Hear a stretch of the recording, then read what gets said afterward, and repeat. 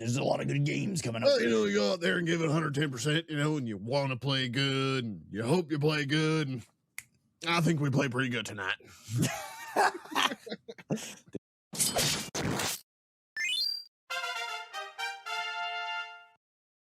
All right, ladies and gentlemen, this week is going to be a little bit different. The topic is the billions of new games that were announced. So many games came out. And we wanted to do this a week earlier, but then I got sick and I wasn't able to get in here. So we're coming around a little bit late, but in our defense, none of these games are coming out like tomorrow. So, so it's all still new. None of it's out yet. But yeah, we just wanted to talk about, because there was like Dragon Quest XII, State of Play, Nintendo Direct, Xbox, whatever it's called.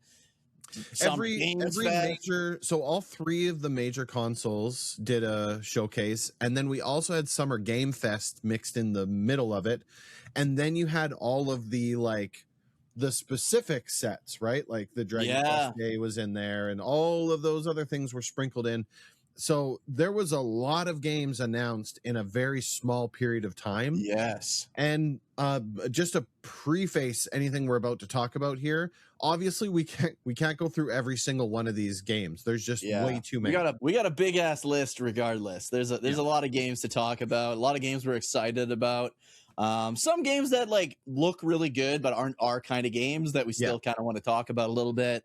And there's just been so many. I mean, we still have Gamescom and Tokyo Game Show. Oh yeah, there's loads. And honestly, crazy. I would say there was at least 1 to 5 games announced for every type of game player out there. Yeah. Right? Like if you're into roguelites, if you're into Souls games, if you're into RPGs, if you're into shooters, there was at least 3 to 5 games announced specifically for you, especially if you're a horror game fan. I feel it really seemed to be a lot of horror games. 90% of the games announced were horror games, which is kind of weird, but yeah, it was interesting. But I mean, as a group, gamers I think we're eating pretty good.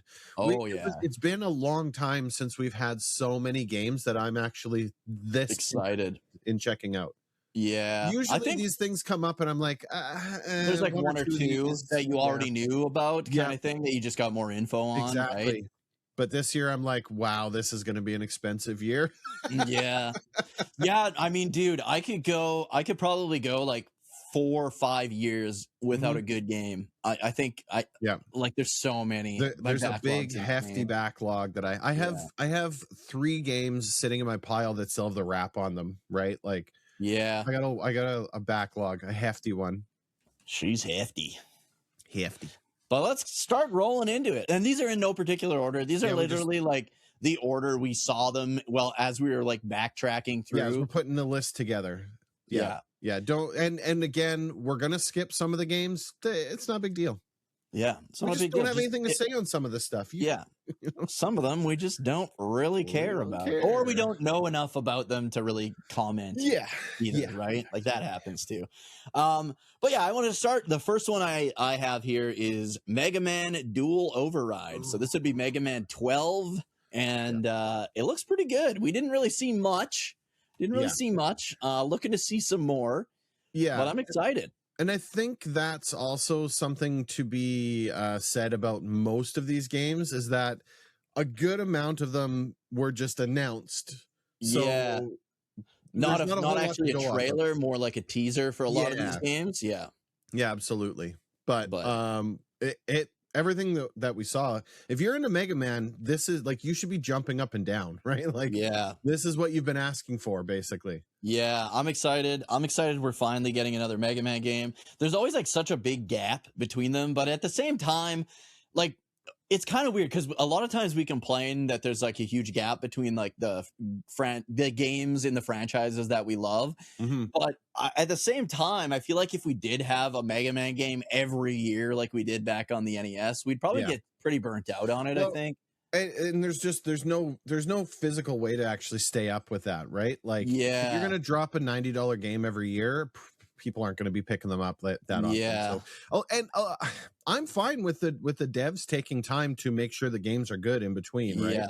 So I don't see any issue with that. I same. like Mega Man. This I'm probably not jumping in at this point, but I'll absolutely be keeping my eyes on it anyways. Yeah, Mega Man 11 was good. It's not one of my favorites, but it was good. Like I'm not going to say it was a bad game by any means, but so yeah, I hope this is as good, if not better than that. Sure. Next, it's not really like a new game. I just figured I'd mention it.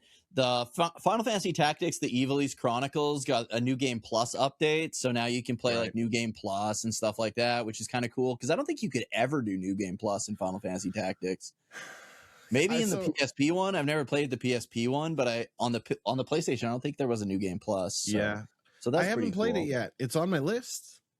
It's good. It's good. As someone who hates tactical RPGs, it's definitely probably the best one. That one in Tactics Ogre Reborn, that was really good too. That one was fucking hard though. For sure. I mean, I feel like all tactical RPGs are fucking hard, to be honest. Absolutely. But, yeah.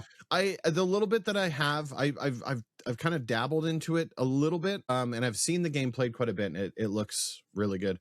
The reason why I didn't play, I'm not into tactical RPGs at all.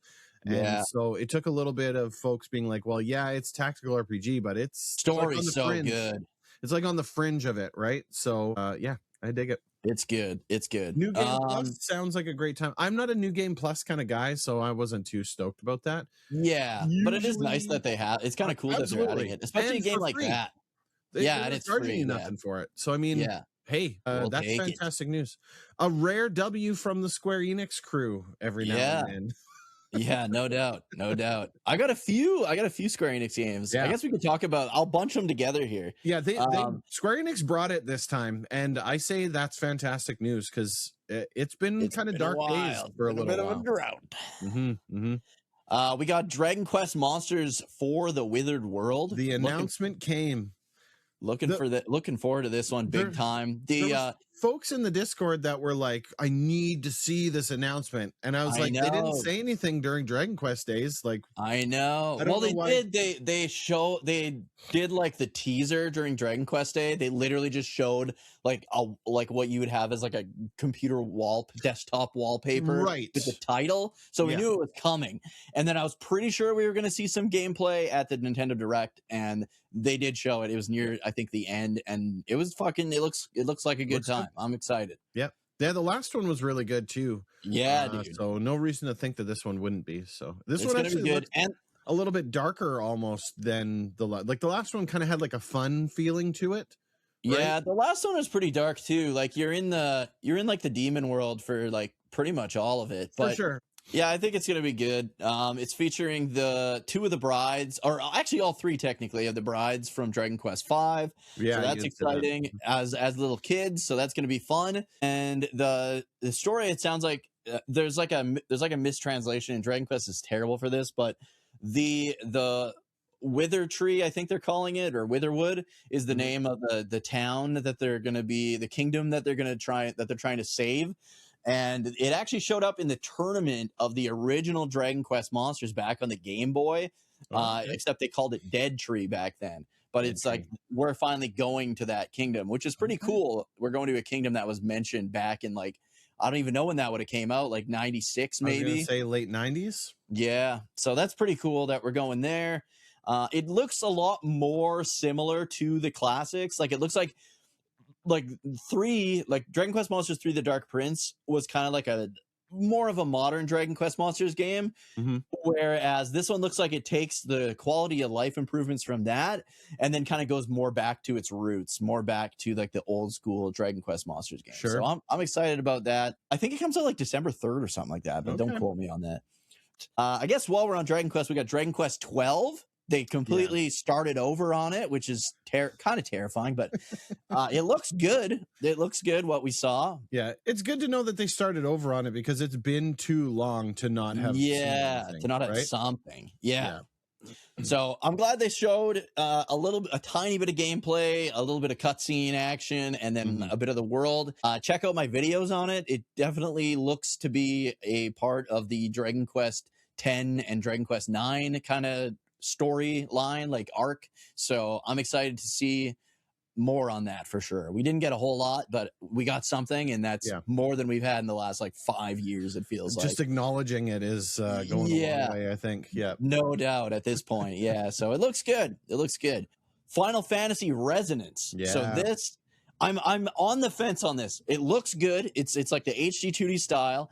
It is a kind of reimagining or remake of Final Fantasy Brave Exvius, which was like one of, if not the best mobile game I've ever played in my life. Yeah, it really looks like basically the console version of Brave Exvius. Yeah, yeah. And they took Brave Exvius down, so it would make sense they took the game down in order to make this one. Yeah. It doesn't make sense, but I get why it would be taken down if that's where they're going with it. Yeah. And it's like a retelling, I think, of the whole story, but it's going to play like a JRPG instead of playing like a mobile gacha game, right? Yeah. I'm curious to know how they're going to do, because you did see Cloud was in the trailer. Yeah, so yeah. They've kept that aspect of things of pulling in people from the different games, right? Yeah, so I don't know how you're going to get those characters as before recruits. You would spin the gacha. Yeah, but it says that they're, instead of them being like actual party members, they're like I can't remember what it's called, like spirits or whatever. And it's almost like in how in Final Fantasy VI you would learn moves and stuff based on what Esper you had equipped to you. Right. That's how they're treating the characters. Okay. Yeah, so it's kind of cool. And then, so like, for example, I think if you have Cloud, you learn like lightning spells and like all this other stuff. Like some of his like limits, like Braver or Cross. Yes, and then there's like like a limit break kind of thing. So each character will have their limit break with whichever character they're equipped with, and then it looked cool. I'm a sucker for the HD 2D format, right? Like I like the way that those games look. Yeah. Obviously, I'm cautious because if what they've done is taken the mobile game and pumped it to the console, it probably is a fun game, but I would still be hesitant at $90 to pick it up, kind of thing, right? Yeah, I don't think it's going to be full price. I haven't heard what the price point is on that. It's all everything's brand new, so obviously there's no pricing or anything available.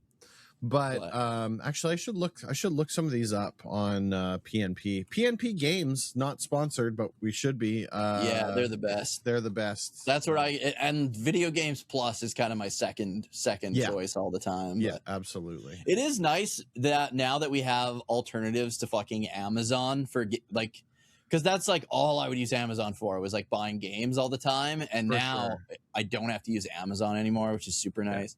But my biggest issue with this one, I did want to mention, so they have done this before. Octopath Traveler 0 was apparently a mobile game, and they made it into like a main game, and everybody's saying it's like the best Octopath game or one of the best. So obviously they're good at what they're doing with this, but my problem is I hate the Octopath battle system, because the Octopath games, it's that whole bullshit stagger system where in order to deal any fucking damage at all, you have to stagger your opponent. Yeah. I think that's bullshit. I think if you're going to do a stagger-like system, it should be bonus damage. It shouldn't be you literally need to stagger them to do any amount of damage. You have to break the shield in order to actually do damage. It's stupid. I hate you're going to put that on a boss as like a difficulty for that one boss? Or put it on bosses, not every single fucking random encounter. It makes it tough. Yeah. I just looked it up on PNP Games, so it's got it listed at Canadian pricing $66.99. So not bad. Lower than full price game. This would probably be what in America? 49, I would say, maybe. 49 bucks, I would say probably. Sounds pretty reasonable. Switch 2 game key card. So oh my God. So you know you're not getting the full game. It is on the Switch and on the PS5 listed here as well, though. So yeah, I'm excited to see more from it, but I don't know. I was excited until I saw the stagger system, and now I'm like, I don't think I'm going to get it now. Yeah, I always take those games with a little bit of a grain of salt, just because they always announce and they look really good, and then the game drops, and then I wait until people who are streaming it, especially people that I know, for me to get on board with those games, because there's just too many things that could potentially go wrong with how the whole thing comes out, right? If the combat system sucks in a game like that, that's like 90% of the game, right? Absolutely. Like, yeah. So dude. it's tough. So I hope that's not the case. Yeah. Especially Or when there's if the so stagger many. system is in there, that it's not a difficult stagger system. I Yeah. can do stagger, no problem, but then you've got to give me the tools in order to do it, right? If it's like, Yeah. here's the one build you have to use in order to get this, then forget it. I'm Yeah. probably out. I hate stagger so much. Like every instance of it, to be honest. Yeah, it's the souls like bleeding into the other games, right? Well, it's Final Fantasy 13 was the first game that did this stupid stagger shit, and they're like people like 13. No, they don't. Nobody does. Who likes 13? Show your hands. Get out of here. But yeah, when there's so many games in our backlog and B coming out, it's got to be the cream of the crop, pretty much, for us. I've got lots of games to play. There are loads of games coming, and at the cost of the game, you better be a damn good game if you want to pick it up. Otherwise, I hate to say it, a game. So Resonance looked great. It's just like Dragon Quest 1-2 remake was for me, right? It's not a game I'm going to buy day one. I'm probably going to wait until the cost drops to because you're not playing it right away anyways, right? Exactly. Yeah, exactly. Like I ended up getting Dragon Quest 3 for $30. Yeah. Right. And that's a steal. But I don't know if I would have had the same experience at $80 or $70 or whatever cost it was. Yeah. Right? Totally. And then the last big Square Enix one is Final Fantasy VII Revelations. Yeah. It's exactly what I expected it to be. I think what they did was they took the feedback. So it's funny. They took the feedback from Remake and came out with Rebirth, and they were like, they said Remake was too short, so we need to make the game longer. How are we going to do that, sir? We're going to add 50 hours of side quests and video and mini games. That's how we'll do it. Obviously, that was a mistake. And so you can see that I think they've kind of course corrected a little bit into this one as well. And they've reduced that. I've got loads of questions about how they're going to make things work in this game. Right? Rocket Town doesn't exist. So does that mean we're not going to space? Apparently it is going to be in this one, they said. Okay, but then why? How do they explain why Sid's living in Midgar as a flight attendant? Right? Like, you know what I mean? Dude, like, that's not Sid. It's a fucking skinwalker. And don't get me wrong, we haven't seen anything yet, so who knows? But I'm just saying there's so many loose threads, and they've already had you fight against Sephiroth like 9 times already. Yeah, so, dude. Like, where do you go from here? In order to still stick the landing, right? It loses its luster, right? Like absolutely. I said it all along my playthrough, and you and I spoke at about this at length, and I've talked about this with a ton of other people, that Rebirth wasn't a bad game. It just wasn't a great game either. And so when your source material is all facts in one of the best-selling Final Fantasy games of all time, when you have a game that good and you can't make the remake at least close to that, you know what? That's self-reflection time, in my opinion. Every single major moment in Rebirth, they got to the point where they needed to get to, and they just never stuck the landing. It was that's it. So Soldier was saying the same thing. Every single moment, every big moment, they blew every time. Everyone. There wasn't one moment where I was like, yes, they nailed this. And every time I was like, okay, guys, they got one. Something stupid would happen right after it, right? Yeah. Like there's a lot. I don't want to get onto a rant about Rebirth again, but I'm expecting the same thing out of the next one, right? I see Zach intermixed throughout. Apparently he's going to be in this one even more than the last one. He shouldn't be, because we tied his bow off. His chapter closed at the end of Rebirth. There's no reason for him to be in there. There's no reason for a lot of stuff to be 100%. But it feels a lot like you know, like when people talk about like a book or a movie and certain clips end up on the editing floor, right? Like there's stuff that ends up not going into the product because there wasn't enough time, it didn't match the vision, et cetera, et cetera. this sounds a lot like they picked those scraps up off the floor and said, I want all of this in there. Yeah. So you get this real cobbled mess because none of it really makes sense.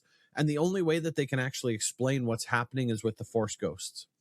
Right. Yeah. And so it's pretty weak. It's a real weak way to try and explain all of this fractured multi-dimension stuff. Yeah. And I truly and honestly feel they bit off more than they can chew with the what they were trying to get at. So we'll see what ends up coming. Don't get me wrong. I'm 2 out of 3 games invested at this point. I'm gonna play the third game, right? But the reality of the situation is that all they had to do was just stick to the script of the original game. I know. And just make honestly, it with modern day graphics. This one would have sold the PlayStation 5 Pro. Like, that's all they had to do. That's it. It would have been real basic. So I'm still holding to the fact that once they finish releasing this re-envisioning, that they're going to be like, okay, well, we have all the models and everything for this. We're just going to give you the game you wanted to begin with. And there you go. And I wouldn't be surprised. I wouldn't be surprised if people mod all the 100%. Character models into like the classic one. You have the voices, you have the models, you have everything that you need. All the building blocks are there. It wouldn't be much for them to kind of stitch it together and create that. But apparently the mobile game Final Fantasy Ever Crisis is the perfect remake of Final Fantasy VII and all of its 13 prequels. It's the same thing I said about Kingdom Hearts. Like, if in order for me to get on board, if I have to go through this much content, 19 titles, I'm just not getting on board. I'm sorry. The cost of entry is just way too high, right? And that's another one that's kind of suffered from the what about this and what about that? And we can add this and this should be in there. And like, start saying no to things, guys. Yeah. We don't want to play the Gungaga mushroom game, okay? The Gungaga mushroom game can be left on the cutting room floor. Leave that aside. Dude, they said there's going to be the same amount of mini games in this one, but they're going to be different. I'm not surprised by this, right? Like we had the Mr. Dolphin Wave Race 64. Okay, that looked cool. It was all the mini games were fun. I don't think there was one mini game where I was like, this mini game is terrible, right? Like, they were all fun, fine, whatever. But when you put it into the context of like, oh, the world's about to explode, we're gonna go around for an hour. Don't forget to get all the hoops. You gotta loop around again, right? Like, it takes away so much that it becomes really difficult to take it seriously, right? Yeah. To me, there's like a sweet spot with minigames. Like, you only need really like 2 good minigames per JRPG. Sure. Anything more than like 4 is like kind of ridiculous. Distracting. Yeah. Right.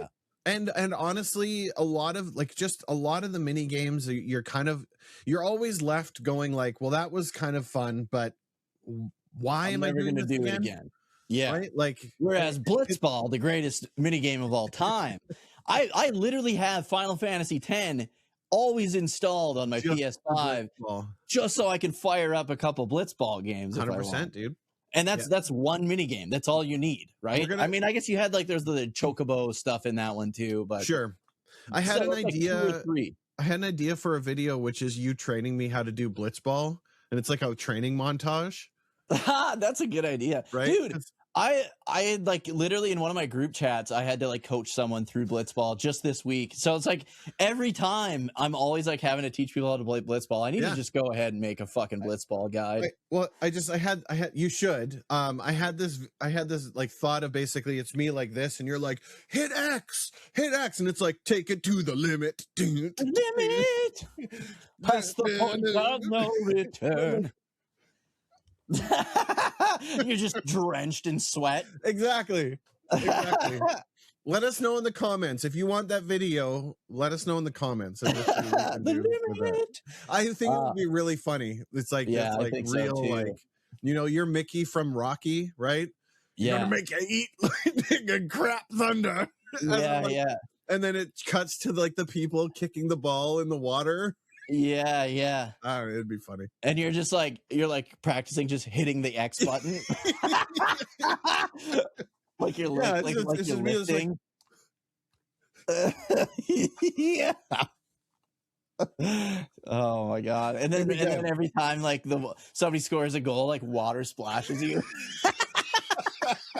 It'd be good. I think that'd be hilarious. It would be good. But yeah, Final Fantasy VII Revelation. The only other Square Enix game they announced the Kingdom Hearts stuff. Kingdom Hearts 4. Yeah. Oh yeah, Kingdom Hearts 4, and then the 37 the 1 to 3 collection bundle.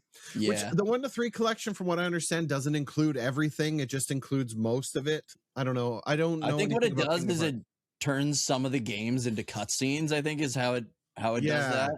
Well, they were talking about it in the Discord because I mentioned, like, I was like, I don't know anything about Kingdom Hearts, and they're like, well, there's this and this and this, and I'm like, I don't know. I can't follow along with that. If you haven't played the rhythm game, you're not going to understand Kingdom Hearts 4. I'll tell you that much. There's just so much, man. Everyone is Xehanort and everyone is Ventus. That's all you need to know. Every single character. None of that means anything to me. So that's all you. That's it. That's the whole game. But all things considered, I think Square Enix had a really good showing, right? They did. They had a good showing. There's a lot of good games. As much as I'm gonna rip on some of this other stuff, I'm probably gonna be playing it at some point in time. So yeah, kudos Square Enix, because it's been a long time since they've come to the table with this much, offer. Right? Yeah. Like I think the last time they got even all of close, it looks like decent quality, like good to decent to good quality. Like the last time they got even close, if we take Dragon Quest out of the picture, the last time they came even close would have been when they first announced Final Fantasy 16. Oh, I thought you were going to talk about Power Wash Simulator. Is that Square? I think that is Square Enix. Is it really? I had no idea. So, yeah. Or maybe I'm thinking of Foam Stars. That one's Square Enix. Know. I have no clue. But I would say the last time I was like, wow, Square Enix really hit it was when they announced the teaser to Final Fantasy 16. Remember when they dropped that and it looked really good? It looked good. And then they released the details, and then it was not good. No party, single player. But I mean, between like I separate Dragon Quest because it's almost its own bucket now at this point. Right? Yeah, it's its own group of it's its own thing. But I mean, honestly, if you were to combine that with the other announcements, I really think they showed up this time. Yeah, good for you. Good for them. I don't give Square Enix props too often. I think you earned it this time, as far as I'm concerned. I think so. Mm-hmm. So next I have, let me see here, I've got Star Fox. Ooh, yeah. I gotta tell you, man, that game actually looks really good. It does look good, but it's also like the 4th remake of Star Fox 64. Absolutely. Yeah. I don't know why they keep remaking it instead of making a new game. Because the fans are clamoring for a new one, are they not? Yeah. Just make a new game that plays the same. Like, give us new story and levels and I get that they want to create the world where they've set, because now you got like the actual characters of Fox and Slippy and Falco and them. Okay, but I will tell you, based on what I saw from the gameplay, I'm not a Star Fox fan. I would play that game. Oh, really? It really looks like a lot of fun. I have Star Fox 64, and it's really good. See, and I never did the 64. My only Star Fox experience was the Super Nintendo one. Oh, that one's not very good. Hey, I didn't enjoy it. So Star Fox 2 on the Super Nintendo is kind of cool, but it's really hard. Oh, okay. But it's like you have to like patrol all these different planets and stuff. Okay. It's not like the arcade where you just play through the different branching paths. You literally have to, we have to patrol this planet because it's being attacked. And then we have to come back and it was kind of cool. It's a cool concept. Yeah. But they kind of just turfed it. Yeah. But yeah. Star Fox 64 is really good. So I can see why you're excited now. I didn't realize you hadn't played Star Fox 64. It before. Yeah. So I haven't played any of and they remade it again on the Wii U, if I'm not mistaken. Yeah. And then I think on the 3DS. Yeah. Well. So there's a lot. I didn't play any of it though. So to me, this is a new game. And so that's really cool. I had to laugh though, because I found the picture for Star Fox, the pricing for Star Fox, and they've been championing about we're going to make the digital games cheaper than the physical games. Well, they did, but what they did was they made the physical game more expensive instead of reducing the price. So the digital game is $69.99 and the physical edition is $85 or $84.99. Fucking insane, dude. Yeah, crazy. So I don't agree with that, but okay, fine if that's the way that it is. I mean, obviously Nintendo's trying to get you to go digital is what they're trying to get rid of physical. They want you to own nothing and be happy. So $69. I'm like that. To me, that's not buy a Switch 2. And at $69 for a digital copy, probably not going to grab that. Yeah, I don't imagine that's going to go on sale because it's a Nintendo game, Nintendo first party. For whatever reason, if it ever did, I'd probably be in at 40. You can get it used too, though, right? Well, that's so the there's thing, always right? that. Like that's honestly with my Switch. Like I don't have a Switch 2. With my Switch, all of the games that I bought them all used off of people. Oh, I rarely buy games brand new out of the store just because they're so flippin' expensive. yeah, they are. And I also use like PNP Games because they sell used games too, right? And we have a gaming shop opened up in town, Hamster Gaming. Which they also sell games too. So I got lots of ways to get used copies of games. I rarely buy sealed games. Yeah.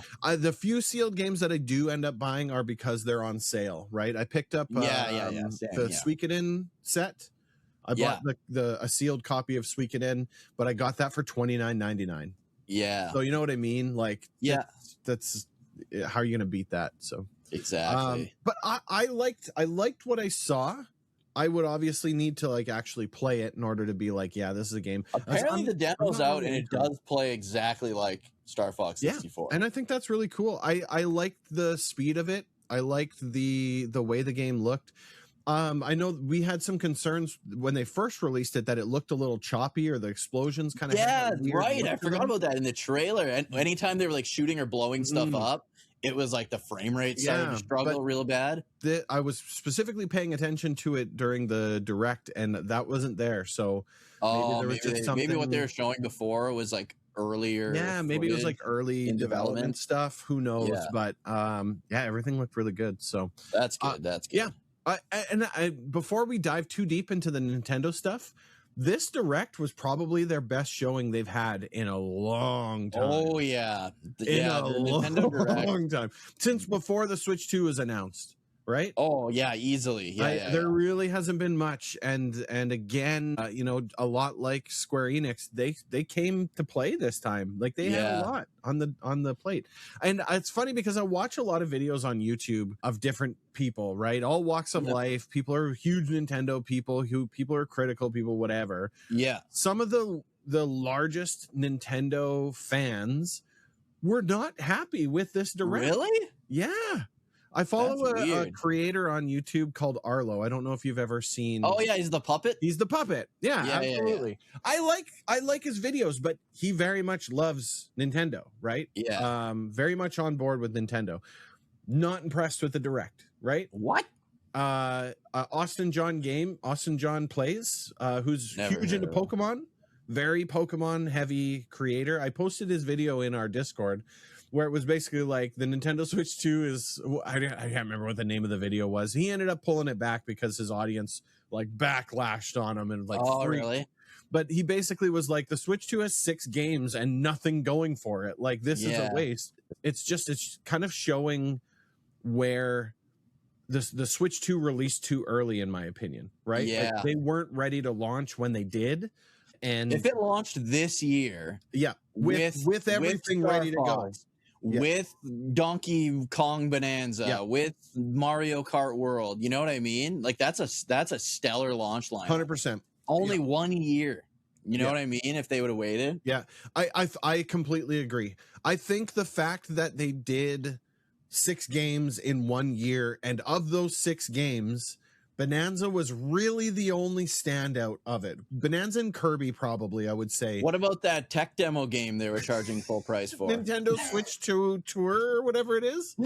I mean, phenomenal game, dude. For $15, 100%. No, the thing is, it's like Mario Kart World was a flop. Flop is not the right word. A lot of people got Mario Kart World, but everyone went back to Mario Kart 8. Yeah. Right. So to me, that's a flop. Right. Yeah, Sure, a lot of it people is. bought it, but if everyone went back to the previous game, it's clearly not as good as you thought it was. Yeah, Right. especially with the kart racer. 100%. Like, it's different if it's like a JRPG, right? Because it's 100%. like, okay, I can love Dragon Quest 12, but it's probably not going to be as good as Dragon Quest 11 or Dragon Quest 4. 100%. Right? So you had Mario Kart World was kind of like Metroid Prime 4, which should have been amazing, was real right? Yeah, I forgot about that one even. Like, where did it go? Kirby Air Riders, okay. I think that one was actually pretty good. If I'm not mistaken. But I mean, it's Kirby Air Riders. It's Kirby, right? It's literally the Kirby Air Riders games. You literally press one button. That's the whole game. For sure. Donkey Kong Bonanza. I'll give the thumbs up to Donkey Kong Bonanza. You know what I'm saying? Right? Like baby. the thing about Donkey Kong Bonanza and the reason why I'm not super excited for it is because it's a collectathon game, just like the rest of them, right? Mario Odyssey was the same thing too. I hate those. Where you have 10, 12 hours of game and then 80 hours of collect all the bananas kind of thing. You know what I'm saying? Yeah. So again, well received and supposed to be a ton of fun, and that's great. I'm stoked for that. Pokemon Pocopia, which I believe was also really well received, but you have to be into a builder's game. Good. Right? You got to be into the builders type of it's actually the same guys that made Dragon Quest Builders 1 and 2 that are making it. Yeah. And from what I understand, that has played out like incredibly well, right? Yeah. Like, yeah, everybody's saying it's fucking amazing. If you like those kind of games, right? For sure. And what was the last one? I'm missing number 6. That was 1, 2, 3, 4, 5. What was it? Yoshi? The Yoshi game. Yeah, Yoshi and the Mysterious Book. That was the other one. Oh, I forgot that even existed. And so did everybody else. You know what I mean? Like, so, like, come on. Like, those are the 6 games that launched over a year of the console's life so far. Now, you have loads of third-party games, but so does every other console out there. Yeah, exactly. The Xbox and the PC. And it's going to play better on everything else, too. Of course. Why are you going to play? Yeah. You can play Cyberpunk on your Switch too, but why would you? Yeah. Right? So the few people who don't have the other systems, hey, great. I'm glad you got a system that can play that game. But the game came out years ago, right? Yeah. Nobody's lining up around the block for Cyberpunk 2077. You know what I'm saying? Yeah. I think I bought it for the original Switch was bad for that too, though. Like, absolutely, it would get a game that came out like 4 years ago on everything else. For sure. Yeah. Nintendo's always been that way, and it's fine, right? Like, that's fine. You can do that, but they've always backed up their catalog with their games on top of it, right? Yeah. I think 6 games in a year is not a good showing. And of those 6 games, not one of them being a Zelda or a Mario game. Yeah. Or good. But I mean, like, even if they were like top tier, people are buying the Nintendo systems for Mario and for Zelda. Yeah, Zelda. It's Mario and Zelda. And then everything else. Pokemon's in that list. Pokemon would be right behind. Pokemon would be right behind it. Donkey Kong, sure. Donkey Kong's in the list, but I would not say that it's... it's not a system seller. Yeah. Unless it's the original Donkey Kong Country. For sure. That was a system... I feel like that was a system seller on the Super NES. Sure. It literally was a pack-in at one point, right?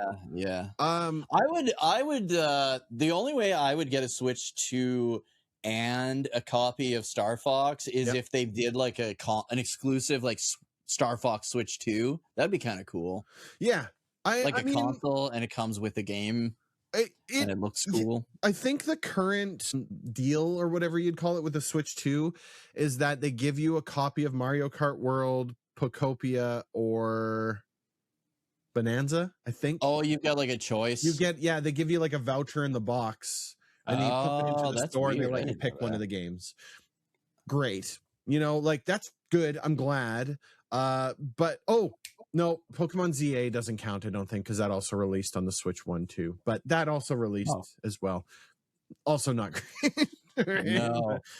Dude, I've been playing. So I've been like, I'm working on a video like top 10 Dragon Quest weapons. Sure. And so I'm playing Dragon Quest 12 on my Nintendo Switch. Okay.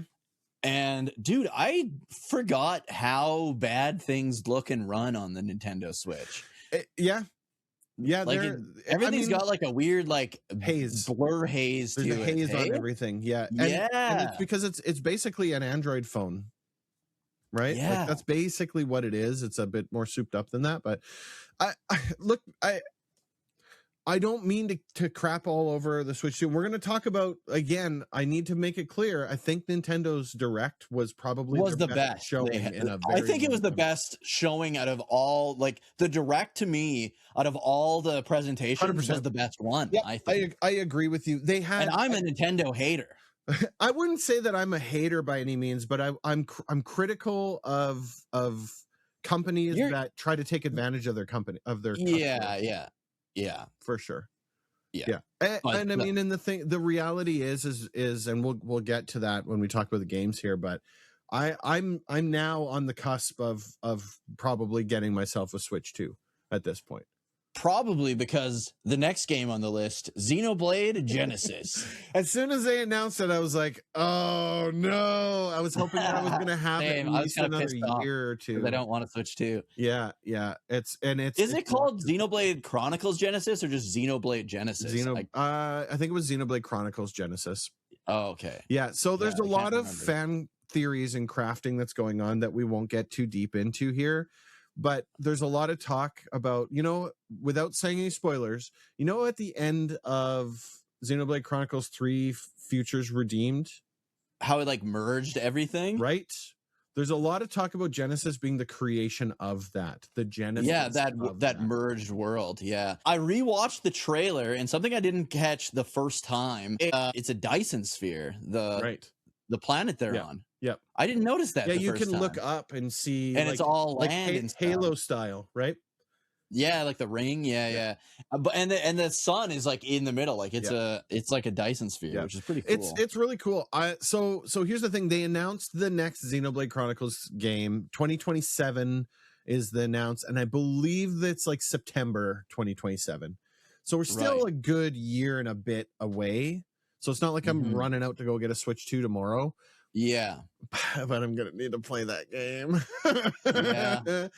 And that sucks a lot. I was hoping that I was gonna have another year before that happened, because I was hoping that they were gonna start a new series, honestly. Yeah, and then I wouldn't have to care. Too, and honestly, I think this will be the telltale of what happens, right? Because if we talk about like Mass Effect 1, 2, 3, greatly successful, awesome games, they put out Andromeda, they try to create a whole new world. People love Commander Shepard, man. They don't want a whole new world, and they botched the delivery of it. So I hope that that Genesis maintains the same quality that Monolith Soft has been delivering up till now. I have no reason to think that, and a lot of people have asked me like, well, like maybe you should just wait till it releases. And I'm like, I have no reason to believe that this game will not be an absolute banger.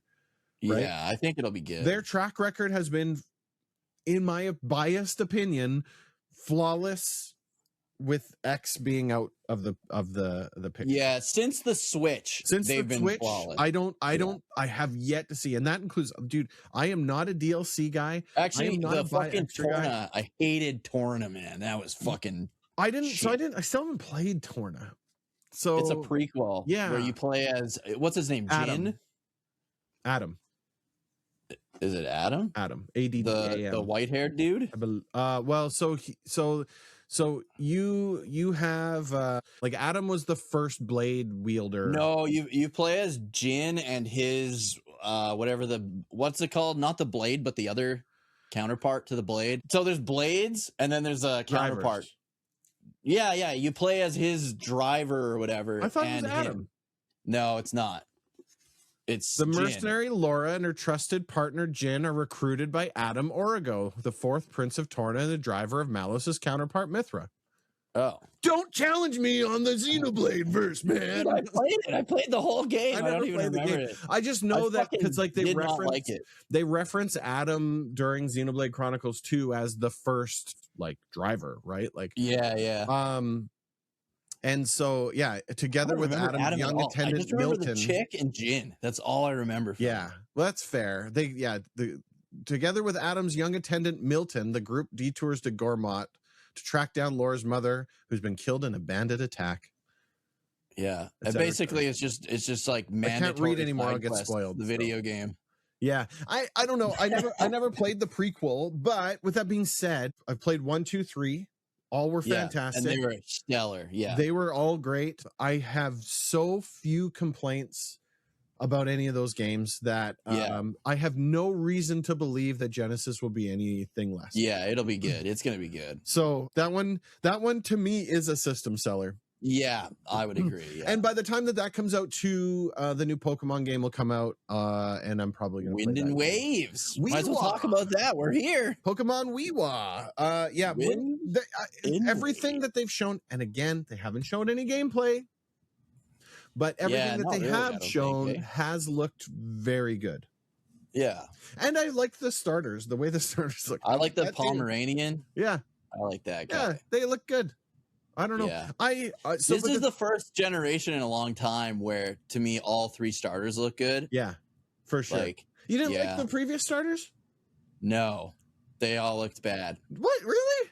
Yeah. The only one that kind of doesn't look awful is the fucking. He's like an alligator apple or some shit. Guy, Fuecoco. Yeah. I played Scarlet Violet. I liked it. The game was really good. I would go so far to say that that's probably my favorite Pokemon story so far. Oh, really? I mean, but at the same time, Pokemon story, that's like there's not a lot of But that's the beauty of it, is that there actually was this time, right? Like I know, but there's not a lot of competition. No. But the thing is that they've kind of pivoted in a way where they're like, okay, you're not going to just be a boy out on your adventure to go to the gyms to win the badges to get to the Elite Four. So they've kind of changed things up a little bit, and they've been doing that since Sun Moon, really. Right? Sun and Moon. I like that. I liked how X and Y they got the idea to do that, and then like halfway through the game they're like, okay, let's just wrap the story up. We're good. we gave you enough new stuff. This isn't what you wanted anyway. And Black and White, from what I understand, was also a little bit different, but I never actually played them, so I don't know. But Scarlet Violet were fine games. The story was really good. There was technical problems, right? The game didn't function well on the Switch 1. So I'm genuinely curious to see how things function on the Switch 2. But from what I've seen, it all looks good.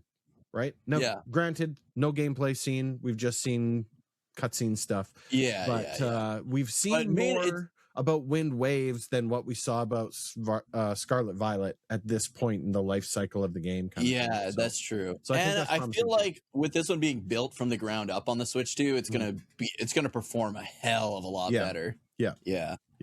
One thing I wanted to mention when we were talking about Final Fantasy VII Revelations and mini games, do you think they're going to make a mini game out of that scene where Tifa's just cranking it on Cloud when he's in the wheelchair?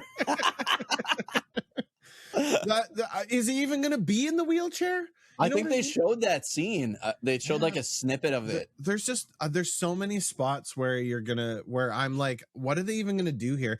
But they completely changed that town. Like that town is like gonna be like a major part of the game now or something. Well, Mideel was a major plot in the original game, right? Yeah, but you're not there for a long time.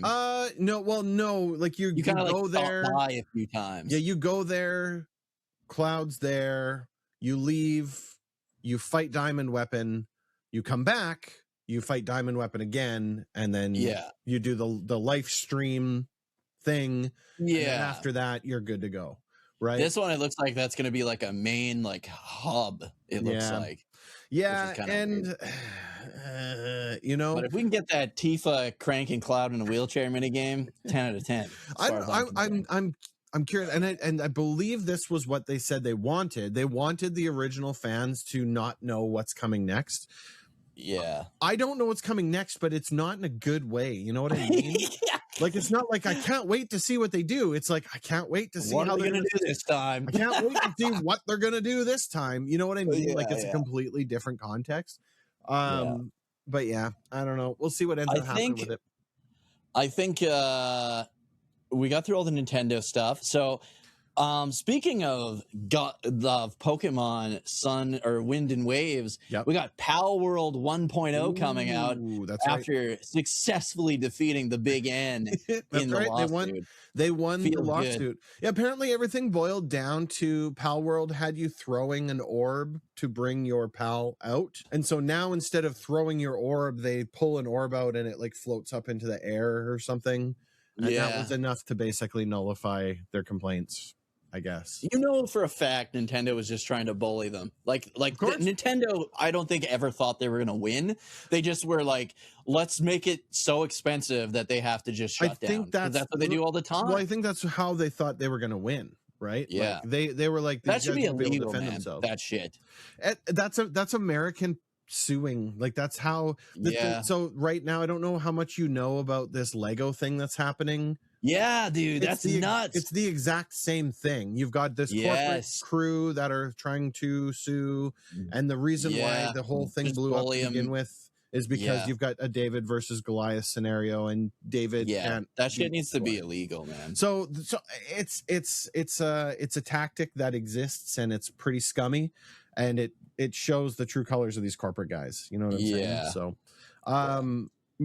just before we leave Nintendo Switch, there is the one game Orbitals, right? Oh, right. That's you told me about that co-op game. I don't have a whole lot to say about it other than it looks really good. I like that kind of old school anime, the hand-drawn anime style. Yeah, it does. It looks good. I really like that. And the other thing is they put out a post on Twitter or X or whatever it is that literally was like, just an FYI, Orbitals will have the entire game on the cartridge. It will not be a key card. And I got to give them a props for that. More companies should be leaning into that, because not only is it great advertising for your game, but it shows that you have a connection with the people. Nobody wants game key cards. You give a shit. Nobody wants them, right? Like there isn't anybody, even the most hardcore Nintendo defenders aren't like, game key cards are great. Nobody's saying that. They'll buy them, but they would prefer it to be 100%. Yes. But nobody's saying, yes, I can't wait till I get the game key card. You know what I mean? So nobody's going to be like, okay, I could get the game or I could get the game key card. I can have a license that could be revoked at any time to make this little cartridge completely useless. No doubt. Yeah. So kudos to Orbitals. I'm definitely keeping my eye on that game too, because that not only does it look like an awesome game, but the devs seem like awesome people. And I like to support devs that do stuff like that. Do that. The gameplay kind of looks like Ratchet and Clank crossed with Sly Cooper, kind of. Yeah, and it's got that It Takes Two kind of feel to it too, with the two co-op. Yeah, with the simultaneous co-op. Yeah, I like that. Yeah, it looks good. Big fan. It's looking good. Next up, we've got Castlevania Belmont's Curse. It looks a lot better than I was expecting. Yeah, I went in. I'm not a little big fan of the art style, but so far it looks pretty good. I'm definitely gonna grab that for sure. But it's a Castlevania game. Yeah. We should be happy that a new Castlevania game is coming out and that it's not a pachinko machine. Yeah, that's great. That's a start. That's a start. It'll be good. It looks good. I don't know. It looks like it'll be a good time. Konami, way to go! You did it. Konami's kind of back now. I was just gonna say like, I gotta hand it to them because they I think they finally woke up and were like, you know what? We probably shouldn't have done this whole pachinko machine thing. Maybe they're probably making bank on the pachinko 100%. And then next I've got Crazy Taxi World Tour. I'm so fucking excited for this one. A new Crazy Taxi game in 2026/2027. Is it next year? I don't know. I don't know when it comes out, but it looks fucking so much fun.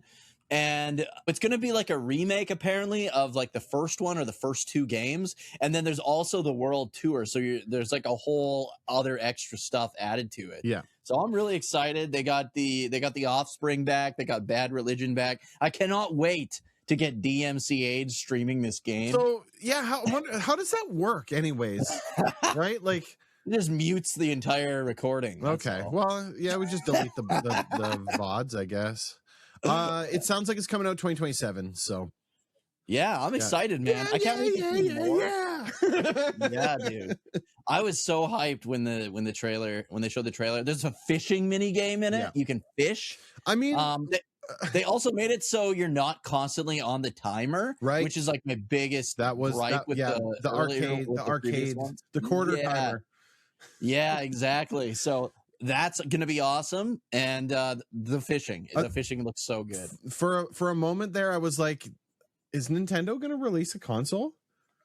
Like, do you Sega? think, you mean? Is there? Yeah, sorry, Sega. Apparently, they are. There's been a lot of rumors saying that there is a company working on a Sega console that is going to take cartridges. Really? And I can't remember where I read it, but someone said that Sega is currently working on a way to be able to play all of their classic library.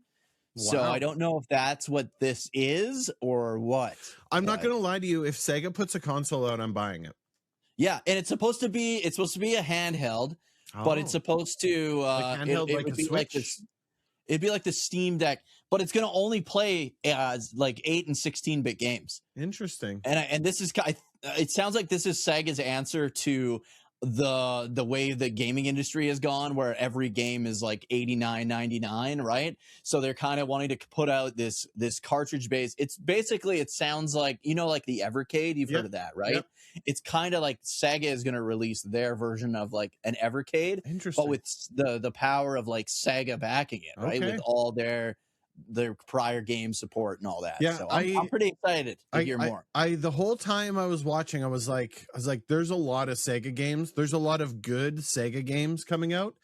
And I'm like, is this it? Like, is this where Sega's going to be like, guess who's back? Back again. Sega's back. Yeah. But I think it's from the sound of it, it's going to be like a 16-bit handheld console with like cartridges and stuff. I'm all for that. Dig it. I'm all for that. Yeah, I dig it. I hope that they make it dockable so that you can play it. Yeah, I think it's gonna have like an HDMI out. That would be cool. Yeah, I would like to see that. I hope they do. Did you hear they're making a Streets of Rage live action? I don't know if it's a movie or a series, but apparently it's gonna be made by the same guys that did the Sonic the Hedgehog movies. So it's probably gonna be good. Okay. I'm not, every time I hear like they're gonna make a video game movie, I'm always like, yeah, are we gonna get Ugly Sonic? Right? Like, is that where we're going with this? But it would make a fantastic show. Yeah, there's a lot of really good, considering it's a flippin' beat 'em up game. Yeah, there's a lot I think that they could draw from. Oh yeah, dude. Like just Streets of Rage 1 alone, right? Yeah. It's funny we're talking about Streets. I mentioned yesterday on my stream, I was like, Streets of Rage would be a really good game to run through for Spectre Fest. Right? Oh yeah. Because you can actually burn through it pretty quick. Yeah. If it's the first one's not too long either. If it's just not Streets of Rage 3. Level. Yeah, Streets of Rage 3 is impossible. I think you can play Bare Knuckle 3 though.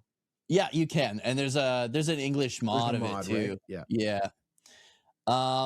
Next up, I mean, while we're on the Sega train here, Sonic Racing Crossworlds is getting new crossovers. So I have because the version I bought comes with the whole like first season pass thing. Yep.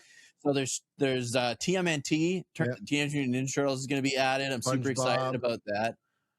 And the SpongeBob's already in it. I've done that. I've raced my way through that. Mega Man's in there. How's your experience with Crossworlds so far? It's been good, other than the fact that it's a fucking kart racer. I wish you could turn weapons off, man. That shit pisses me off. I just want a fun racing game, man. I was watching Dukey play Crossworlds, and it's like, it's a kart racer, so there's heavy rubber banding. First place is getting decimated with weapens, and every time he's like, you're doing really good. I'll go from first place to sixth place right before the fucking finish line. Time he's like, I hate kart racers. I hate these games so much. It's like, that's literally how they play, though. Yeah, right? I should probably just play Time Trial. I think I'd have more fun. Probably, yeah. Probably. Just trying to beat my own time. I'm disappointed to hear that you can't turn weapons off, because I know you can in Mario Kart. Like, you do have the ability to turn them. Oh, maybe you can, but I don't. Not that I know of. But I figured I'd add an editor's note here after getting bullied on Reddit for playing a kart racer and not liking kart racers. Somebody finally told me that you can go to custom race in the race park, and there's a way to turn off weapons there. But yeah, fantastic game once you do that. yeah. You basically just make a custom race, away you go. So the season 2 they announced is going to have Godzilla themed levels and Evangelion, which is fucking crazy. Evangelion, really? Yes, dude. That seems like a little bit of a weird. That's a weird entry, I guess. But so is Godzilla, though. Really? Yeah, it's. I guess that's a good point. But you know what? I get it. They have to compete with Mario Kart, which pulls from the entire Nintendo universe. Yeah. So they get access to the rest of the universe, I guess. Yeah. The where's He-Man? He-Man is in right now. So, I don't think He-Man's in, man. No. Movie apparently bombed. Did it bomb? Oh no. Yeah, they're saying it's like the worst. It's like, for what they spent and what they made, it's like set the record for like the worst. Yeah. Really? That's Seth Rogen, I kind of baby. see it though, but I assumed that it was gonna be good, because usually Seth Rogen's pretty into like that. Oh, did he write it or something? He was involved with it. I don't know specifically what he did with it, but usually when he's involved, it holds pretty true to the okay. And it probably does, but yeah, it fucking bombed. That sucks. Yeah, it does. That sucks. Oh well. But yeah, I'm excited to see more from Sonic Racing Crossworlds. Sure. Next up, I got Fable, which looks fucking good. Fable looked really good. It looks like they're going back to how the original Fable was, which is the one that I played all the way through to the end. Yeah. They've got Jack of Blades is coming back, who was like the final boss in the first game. And it sounds like the same, like where you can like own houses and stuff and charge rent, and like like all the things that were in the original are coming back. It just looks fucking good. That's awesome. Yeah. I mean, we're in a world of remakes and sequels and keep re-releasing stuff, but I got to tell you, it did look really good. Yeah, and I don't know if it's a remake of the original Fable or if it's a new game that. I don't know. Who knows? Yeah. But yeah, it looks good. It looked good. It did. And then I forgot to mention Ocarina of Time remake. I don't really care too much about that, but there's a lot of people out there that do, right? Yeah. And I don't know. Like, I've tried and failed at completing Ocarina of Time multiple times. But hey, you know what? Good on you, Zelda fans. I mean, that's what everyone was wanting it. Like, everyone was really tie him over until the next Zelda game, probably, right? Yeah. So, it'll be interesting to see whether or not there's Breath of the Wild influence into the remake or not, because Breath of the Wild didn't play like Ocarina of Time Zelda did. Game, really. And so it'll be interesting to see what they do with it. Yeah. I hope, for your sake, Zelda fans, that you do not get the Final Fantasy VII remake treatment. Ocarina of Time. There's no possible way you could fit Zelda Ocarina of Time in one game. Can you imagine Ocarina of Time remake releases and it's like three Zelda, separate parts? it's like Zelda, like Link and Zelda actually swap places for some reason, right? For no good reason, but they do. You know, the Great Deku Tree is not. It ends after the Deku Tree mission, like where you go down into the first big dungeon. Yeah. He's not actually a tree anymore. Now he's a jet, and the jet flies through the air, and you have to flip all the switches in the cockpit in order to succeed. It's a mini game. Everyone will love it. The Deku Jet. And then Street Fighter 6 is adding Tifa, which is pretty cool. Gundam Rogue Orbit. That looked fucking good. I gotta say. I'm shocked that we're still getting Gundam games, to be perfectly honest with you. Right? Yeah, this one looks like it's kind of its own original concept. I think the guys that do the Armored Core games are working on it. Right. So that's pretty fucking promising, I think. I think it's going to be really good. Yeah. It looked good. I mean, don't get me wrong. I dig it. But they haven't done well over here, primarily because Bandai's not good at doing like North America. Very well. But it was good to see it. I don't think it's a full price game for me, but I will absolutely check it out. Yeah, it looked good. They didn't show. I don't think it was any gameplay. I think it was just like a stuff, trailer. right? It's all everything's all teaser. So until I see the actual game, it doesn't actually hit my list because they'll tease it and make it look awesome, and then the game's just like a high school sim. You know? Yeah. No, this one looks like I think I don't know if it's during the 1 year war or what. Right. But it's like no, it like did. It looked really good, but I especially for Bandai, I hold my breath pretty good for those. Games. Next, Mighty Cuphead Adventure, which is like an 8-bit 2D like side scroller action platformer Cuphead game. As a what? Master System fan. Yes, dude, they're making a physical Master System cartridge of this game. I got to tell you, man, it feels good. I'll be getting it. It feels good that they chose the Master System. So, yes, right. Yes, it does. The Master System is the better between the NES and the Master System. The Master System, if you're like visually better. I think graphics wise, sound wise, and gameplay wise, the Master System's better. The only thing that the NES had over the Master System was the library. Yeah. Right. Yeah. Absolutely. It absolutely thwomped the Master System. But man, that game looks good. As soon as they showed the trailer, I was like, man, this looks like a Master System game. And then at the end, when they showed, it was there. I was like, it is a Master System game. Fuck yes, because you can tell when you look at like Master System games. It's the color. It's the color palette and the and they just they're so bright, and it just pops like so colorful. Yeah, fantastic. I'm not gonna lie. So I am not good at Cuphead, but I do enjoy the game. Same. I will be picking that up for sure. I think I'm getting this one. I want to get it on the Master System. Yeah, me too. We should both get it on the Master System. And play it on. It'd be played on actual hardware, which would be dope. Yes, I'm excited. Until Dawn 2, it looked fucking good. I really enjoyed the first one. I'll probably play this one with my wife. I played the first one with my wife. Yep. And it's so those games are so damn good. They're good. Very story driven. Yeah, they're almost like a modern day point and click adventure, but you're not pointing and clicking. You're moving the characters around. Yeah. But it's kind of that kind of a vibe, right? Exploration game, right? Yeah, they're good. RuneScape Dragon Wilds. I gotta say, this was fucking good. This game was literally everywhere. It was in every single one of the game presentations. Yeah. And it looked good. When they were showing the trailer, I was like, what's this? This looks pretty good. And then it said RuneScape. I was like, what? I love a game that you can jump on with your friends and play. Yeah. Right. And the fact that is the bread and butter of this game. Like, remember us playing White Knight Chronicles and how fun that was to just jump on and play? We just spent hours and hours playing that. I'm in.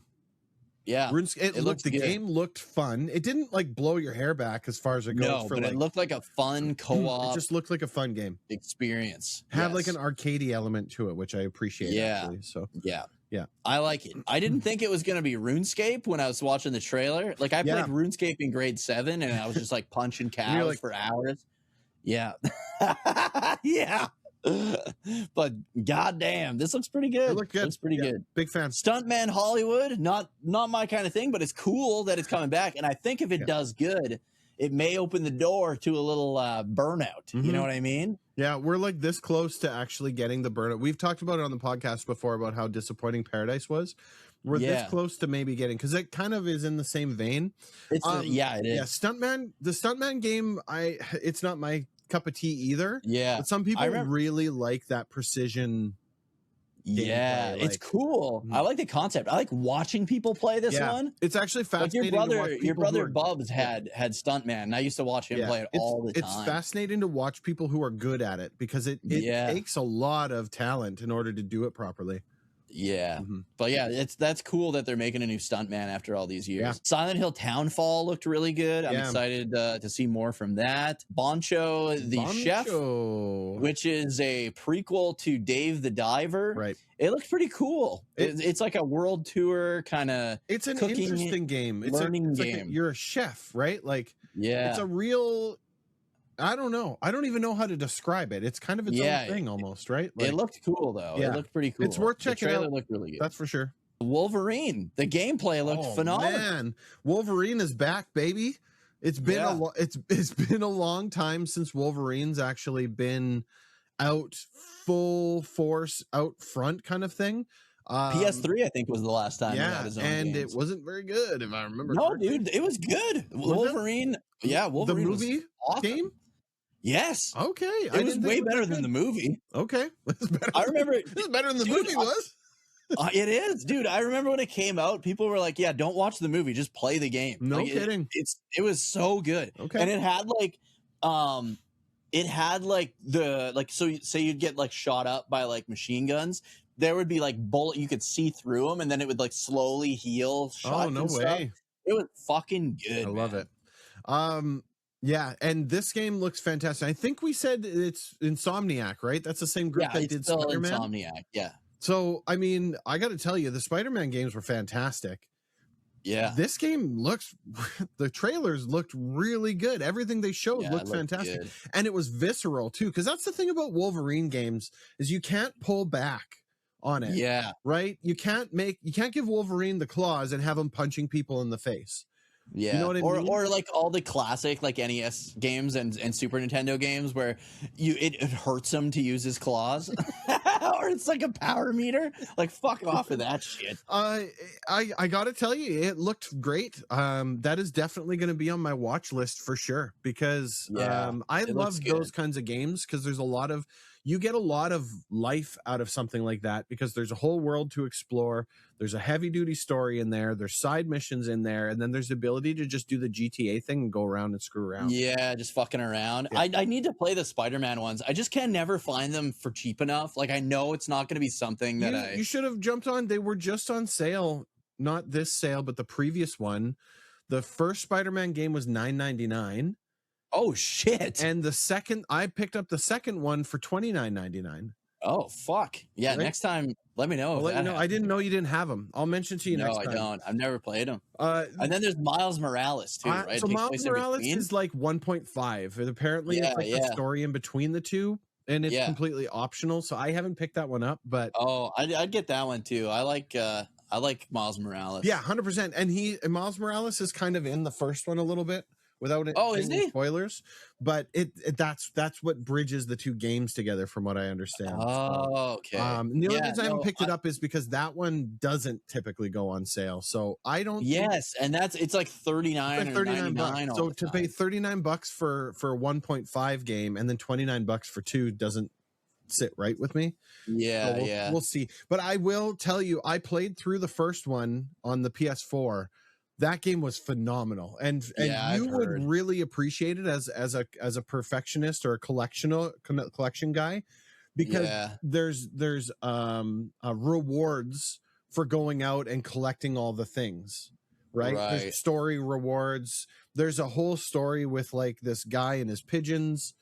I won't tell you any specifics, but you are rewarded for going out and doing the things. How many like Spider-Man villains are in it? Like, is it just like 2 key villains, or is it like? No, in the first one, at one point, you're fighting the Sinister Six, so there's 6 right there. Shit. Okay, now you sold me just by saying that. there's 6 right there, so that's pretty cool. Yeah, there's a lot, and it's probably it's probably no Return of the Sinister Six on NES, though. Well, I mean, Vulture. Apparently that was also on the Master System. I want to play the Master System version. Was it better on the Master System? Most of the time, the games were better on the Master System. Can it be better though? That's a good point. That's a very good point. Spider-Man swinging. And oh man, the controls. I think that the best part about that game is if you never played it, you just think the guy playing it sucks at video game. But then when you actually like play it, you're like, what the fuck are these controls? I get it now. But I gotta check those Spider-Man games. Yeah, one was phenomenal. I would highly recommend you at least play one, and if you really like one, then you can go play the other ones.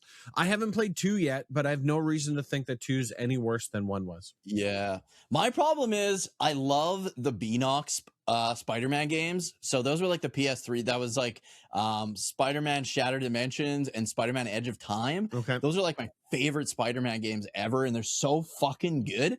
and I would want to replay those before I Okay. played this. Yeah, I never played those ones. I played the Spider-Man 1 and 2 on the PS1. Remember when the Tobey Maguire movie came like out? Enter Electro and Yeah. And they were those good. are good. They Those were really they weren't good. amazing, but they were good games. Yeah. So, yeah. but yeah, But- Spider-Man 1 PS4, fantastic game. Absolutely worth Gonna it. have to check it out. All right, what do we got next here? Wild Blue Skies. Speaking of Star Fox 64, this is an indie game made in the style of Star Fox 64, right down to the like anthropomorphic animals and everything, and it looks fucking good. Yeah. I'm gonna be getting this day fucking one, man. I'm so excited for this game.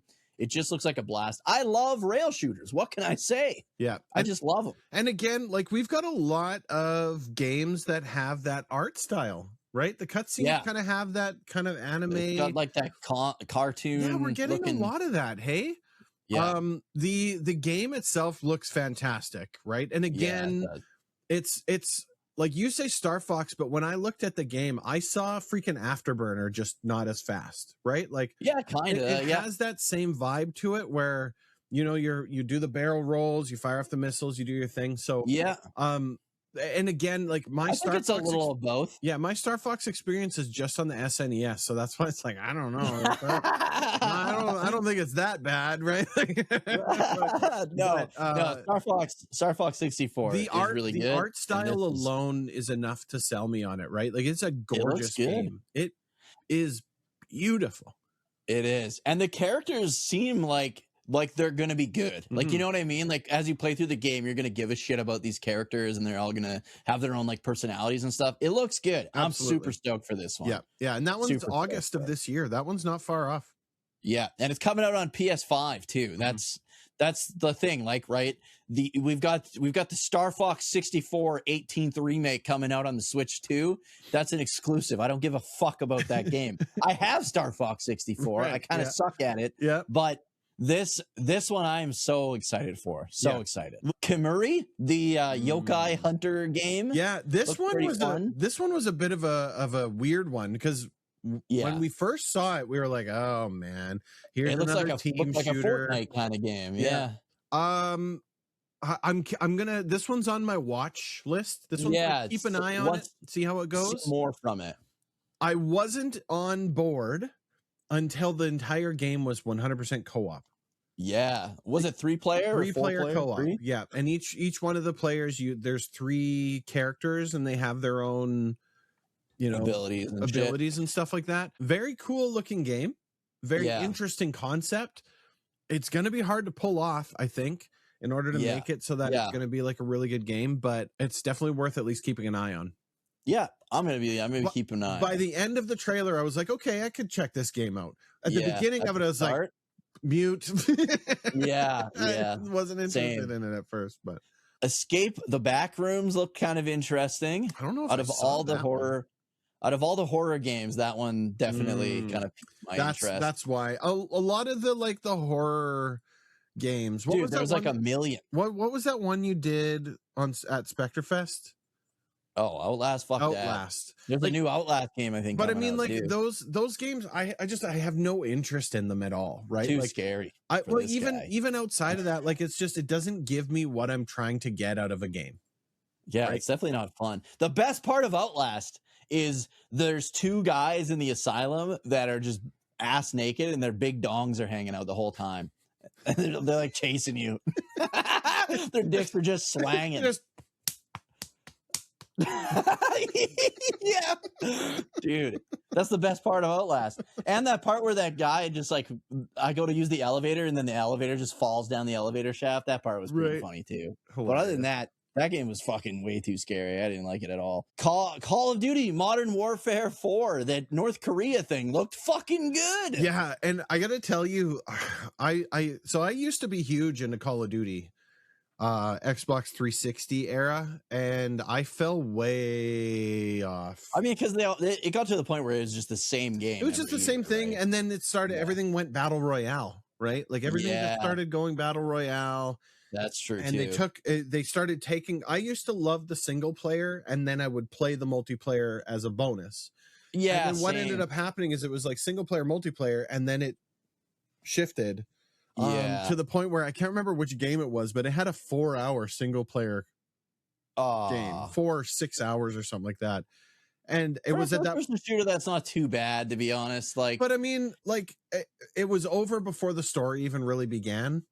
And like for me, like I like Half-Life, in my opinion, is a perfect first-person shooter single player game. Yeah. You have a long game. It's not so long that you're like, oh man, this game needs to be over already. But it's long enough that it can set up the story. You can reach the middle. You can defeat an end boss. There's a final thing, and then you're done the game, right? Credits roll. Whereas with this one here, the 4 hours, it was like you did mission 1, mission 2, mission 3, and then you're done. And it very much felt like they created it because they didn't have a single player. They only had the multiplayer because that's all they were focusing on. I know which one you're talking about too, because I remember getting Modern Warfare 3 or Black Ops 2 or I can't remember. Yeah, I remember getting it. I think it was free on PlayStation Plus, and I was like, oh, I'll play it. I like the single player, like the story mode for these games. And then it was very short. I can't keep them straight. I think it was 2 or 3 hours, honestly. It really wasn't long. It wasn't long enough at all. I felt ripped off is what ended up happening. Yeah. And so if I paid for it, I would have too. Yeah, 100%. And so it's good to see. I'm glad. Like, I mean, everyone's jumping on, and we talked about this, like Arc Raiders, like the world extraction games kind of thing. The game looks great, and I don't know. I mean, if I got it through PS Plus or something, I guess, but I'm kind of out of that world, right? I've been I just like the concept of being in North Korea and like trying to like sneak around and like get out, and I think that's a cool concept. When I saw the trailer, here's the thing: I generally don't like Call of Duty, right? Like I played Modern Warfare, like the first one, like Call of Duty 4. I played World at War, and then that was pretty much it. You had peak Call of Duty experiences. And then I kind of just dropped off after that, right? Like I said, I got that one that was free, and it was like 2 hours long, and it wasn't that good. But they showed the trailer, and they never said what the name of this game was. And I was like, whoa, this looks fucking good. This looks interesting. And then at the very end, it was Call of Duty Modern Warfare 4. And I was like, what? Yeah. So very cool. They hooked me. They hooked me. I might actually grab that one. And then we got, speaking of that kind of type of game, we got Gears of War E-Day. Yeah, new Gears of War game, which is great, I guess. I mean, don't get me wrong. Gears of War 1 was the original reason why I bought my 360 back in the day. Yeah, the chainsaw kills and stuff. It was great, right? I'm playing through Mass Effect 2 on stream right now. And you can see the influence that Gears of War had on gaming at the time, right? That over-the-shoulder third-person shooter view. Yeah. Everybody wanted the third-person view, right? And so, and we were talking about it a little bit on stream. That is how the combat works in Mass Effect as well, right? Like it's exactly like that. I'm glad we got away from it. It got to a point where it was too much, right? Like there was too many games like that. With that being said, I mean, Gears of War is great if you're into that kind of thing. The game looked awesome, but to drop $90 on it, probably not my repertoire. I was happy to see that they remastered or re-released the games again, 1, 2, and 3. Yeah, I think they're available on all consoles. All the consoles, everybody's got them. Cool. I think it's like $40 or something like that too, which that's not bad at all. Pretty reasonable. But prequel. It's a prequel to the first game, from what I understand. Yeah, I think that's cool. I think I really hope, and I've been kind of an Xbox hater pretty much since day one, right? But I really hope Xbox can pull through, because they were kind of in a free fall. They got this new. I don't know if she's like a CEO or whatever, but she's been doing like really good. Yeah. So I really hope we can turn it around, because here's the thing, man, as much like I like PlayStation a hell of a lot more than Xbox, but if PlayStation is the only fucking main console, they can do whatever they want. Well, they're not going to have any reason to push, right? Yeah, you need healthy competition in order to continue having good consoles. So I really hope Xbox pulls through. Yeah, that's Asha Sharma had taken over in February 2026. And honestly, I don't think everything that she's done so far has been good. pretty positive, and everything's been really well received. Yeah. And I think the crazy thing is I watched like an interview with her, and she said that she has zero background in gaming. Like she doesn't play games. From the AI side of Microsoft. Yeah, she came from she did like worked for Meta and shit too, right? And then they hired her, and obviously they had a reason, and the reason is she didn't know anything about this type of business. And so first thing she did was just ask the fans. Yep. And literally that's how they're coming back, right? And what a great way to do it. Exactly. That's how everybody should do it. And the other thing is she's been just like taking recommendations from fans and all this stuff. And now one of the latest recommendations that has been coming out and might happen, which is crazy that Microsoft might be the first ones to do this because they were the ones that technically started this, is free online play. Get rid of the Game Pass shit or the Xbox Live, Xbox whatever Gold. the fuck. Yes. Yeah. That would be amazing. If they started that online and it started shuffling back to that direction, PlayStation followed suit, Nintendo followed suit, that'd be amazing. It would be huge. It would be absolutely huge. Now, here's the thing, man. I have no problems paying a monthly subscription for online play. I don't. No, I have a problem. But I have to get something from it. That and the cost of it is too high. Yeah, it's too expensive. I think the for 1 year of PS Plus is like $140 or something now. Yeah, it's like $129. I think it's too much, right? Before it was $50 or $60 for the year. Yeah, for a year. And okay, but I mean, if that means that I get quality experience, I'm okay paying that. Microsoft, Nintendo charging $60 for their service is a joke, and it's shit. It's an absolute joke. The only reason they're charging for their service is because they can. You get nothing for it. No. And you can sit here and you can say, well, you get access to the virtual platforms. Okay, fine. But I can also go on to AliExpress and buy a little handheld retro gaming thing for half the cost of that Nintendo subscription. Yeah, exactly. Don't sit here and tell me that they have to pay that to give bandwidth to play a freaking Game Boy game. Double Dragon on the NES co-op that fucking is so laggy you can't actually even 100%. Play it. Now the PS Plus it's expensive and it needs to be lower, but at least you get 2 free games every month. Every single month. No matter what, you always get games to play. And so that's a thumbs up in my books. Yeah. Right? I agree. It's still too expensive, I think. It's too expensive. I have it, and I use it, but it's too expensive. Yeah, I feel shackled because I have to have it in order to play online. Yes. Absolutely. I don't like that. If PlayStation would say, you know what, we're reducing the cost $40 and making it $80, I'm back in. Yeah. No problem. Make the online free. Make the online free. Yeah. And then if you want the 2 free games, pay the $60 a year, or $80 a year. I 100%. Awesome. If Xbox does that, I would probably buy an Xbox. Yeah. I'm not gonna lie to you. Right? If I can use a PS5 controller with it, you might be able to nowadays. With that being said, you probably third-party controllers are better than the first-party controllers for the most part anyways. Yeah. But I mean, honestly, this controller is so damn close to an Xbox controller. Is it? The only difference at this point is the joystick. Shitty fucking cockeyed joystick shit. But to be perfectly frank with you, you're one revision off from these being identical. Yeah. Right? Does it have haptics and shit? Mm-hmm. Actually? I think so. I don't know. I rarely use this controller, right? Yeah. This is a fantastic controller. Love this controller. It's like my favorite controller. You know what sucks? It's fucking heavy. You know what sucks about I didn't realize how heavy it was until I was playing PS3 games. You know what sucks about that controller? It doesn't have Hall effect sticks. Yeah. This controller, this is an 8-bit DOE Pro 2 controller. Yeah. This was $39.99. It has Hall effect sticks. This is my Switch controller. Dude, same thing. These are Hall effect sticks on a $40 controller. So there's no excuse. You can't sit here and tell me that on a controller that costs $119, that's what these cost brand new, that you can't put Hall effects onto it. No shit. That's planned obsolescence is what it is. Oh, absolutely. You know they're wearing out.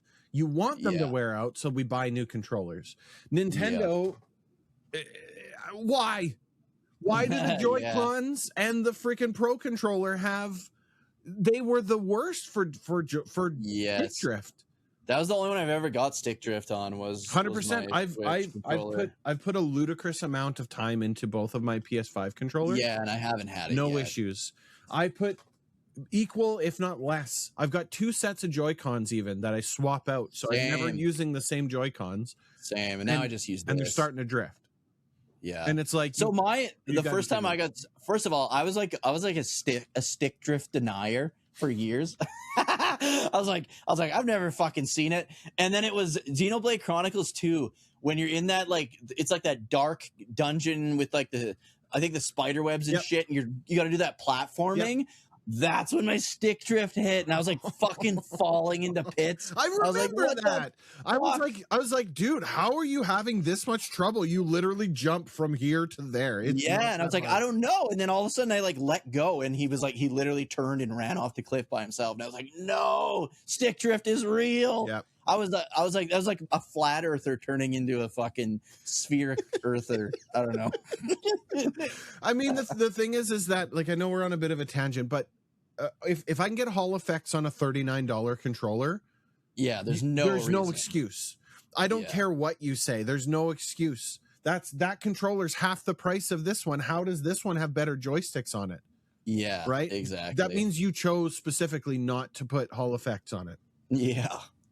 Yeah, dude. So Nintendo, Sony, I'm sure Microsoft too. I don't think there's Hall effects on that too, but I don't know, so I won't call you out specifically. But there's no reason, you guys. Yeah. If it's $129 for a set of Joy-Cons or $119 for a PS5 controller, give me a break. Yeah, give me a break. Now the last game, a little anticlimactic here, by the way. TMNT, The Last Ronin. I don't think that's anticlimactic. That was huge. Huge. Because it was just a teaser. It's gonna be good. There was no gameplay, but so I had The Last Ronin spoiled for me without realizing that it was a secret. Somebody sent me an image of the last page of the comic, which apparently is the big reveal. But I didn't even know, right? I was just like, wow, that's pretty cool. Look at this awesome alternate reality Ninja Turtle. Not saying who it was, but I was like, this is really cool. And I sent it to a friend of mine, and they were like, hey, you better delete that. That's a massive spoiler. And I was like, what's a massive spoiler? And they're like, yeah, that's the ending of this book. That's the whole time you don't know who it is. And now that's what that is. And I was like, oh, shit. Oh, no. Sorry. Yeah.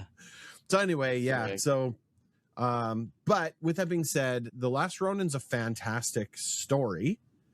And I'm looking forward to the game. Now, there's a lot of ways that they can do this game.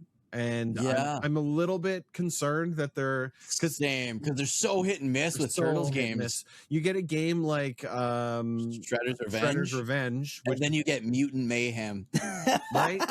So I don't know if they take the beat up route. I'd like to see it more play like Spider-Man does, right? Yes. So that'd be good. We'll see what happens, but. Still looking forward to it, and again, that's still a huge announcement, right? Because that was it is kind of can't wait to see more. There was from all of these games. Yeah, there's a lot of these games. They just came out of the blue. Every time you're like, whoa, oh, yeah, oh. It's like Ace Ventura when he gets the darts in his leg. Yeah. For real, darts is too much. Honestly, every single time, and it's at a certain point, I was like, okay, that's a lot of good new games. They get A+, and then they bring out another one, and another one, and another one, right? It was good. It was good. Yeah, a very good showing. Good. Out of all of these, the ones I'm are guaranteed grabs for me: Mega Man Duel Override, Dragon Quest Monsters 4, Castlevania Belmont's Curse, Crazy Taxi World Tour. I mean, I already have Sonic Racing Crossworlds. I don't know if I'm going to get Season 2, though. and Mighty Cuphead Adventure. Let's see what else. Wild Blue Skies. Those are all the and Dragon Quest XII. Those are like the ones that I'm 100% getting. Yeah. But there's so many on here that I can't wait to see more from. Many. There's so many. Yeah. And I mean, like, I don't even know if I could pick who was best in show. Really. No. They were all really good. It was good. Honestly, if I had to go off of what I felt at the end of the shows, I would say this round, I would give this one to Nintendo. Same. To be perfectly honest with you. I really thought that they showed up this time finally. And and that guy just cranking it too during the we didn't mention about what was that Nintendo Sports Resort Switch or something like that. And the thumb wrestling one, I don't know if you can put it in here or not, but if you can put the clip of Koizumi, if you can put it in here of him giving her. So what he's doing is he's got the Joy-Con in his hand, and in order to escape it's thumb wrestling. Stupidest thing ever, by the way. Okay. Sports exists for like the nursing homes. You know what I'm saying? Yeah. And so anyway, so you got to shake the Joy-Con in order to get out. Yourself, basically. But when you move the Joy-Con, he should have been shaking up here. It wouldn't have been a big deal. But as soon as you move it down here, it looks a little bit different. You know what I'm saying? So, up here, okay, not okay. Okay, not okay. There's a fine line right about here. And you know what? This is the line. Anything lower than you don't want to shake anything below this line. No, don't want to do that. He's immortalized himself into an animated GIF now. That you can put into your chats. It's just nothing but shaking that Joy-Con. I think Akko added it as one of his like subscriber gifts.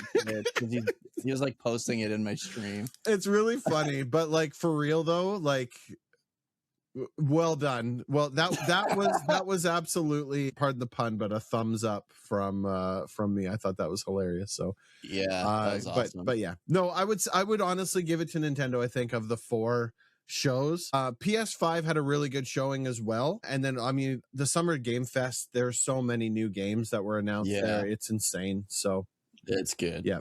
It's gonna be stuff across crazy the board. Years, the 25th anniversary Xbox 2 looks really sweet. The translucent green, it's like the old Halo Xbox. Like you remember that? It looks really, really cool. And the controller has white and black buttons as like a nod to the original Xbox controller. The white and black from the OG.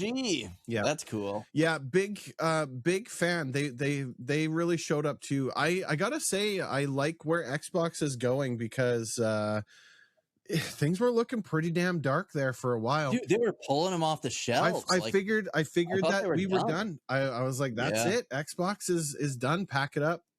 Phil Spencer ran this crap right into the ground, and then he really did. And then here comes Asha Sharma. So good on you, Asha Sharma. You're nailing it. And no doubt. Let's see what happens. Nailing it. Let's see what happens next.